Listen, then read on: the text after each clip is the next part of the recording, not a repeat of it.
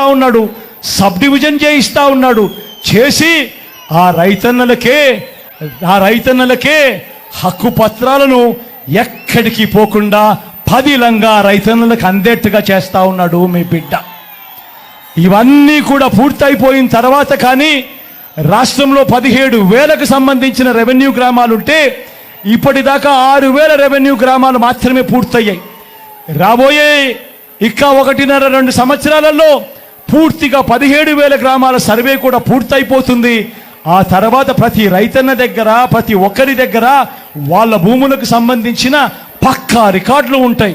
Survey చేసిన భూమి ఉంటుంది, సరిహద్దులు పాతిన భూములు ఉంటాయి, రికార్డ్స్ అన్ని అప్డేట్ అయిన భూములు ఉంటాయి, సబ్ డివిజన్ జరిగిన భూములన్నీ కూడా పూర్తి హక్కులతో ఆ రైతన్నులకు, ఆ పేదలకు, వాళ్ళందరికీ కూడా వాళ్ళ దగ్గర ఉంటాయి. అటువంటి పరిస్థితిలో ఆ పరిస్థితి వచ్చిన తర్వాత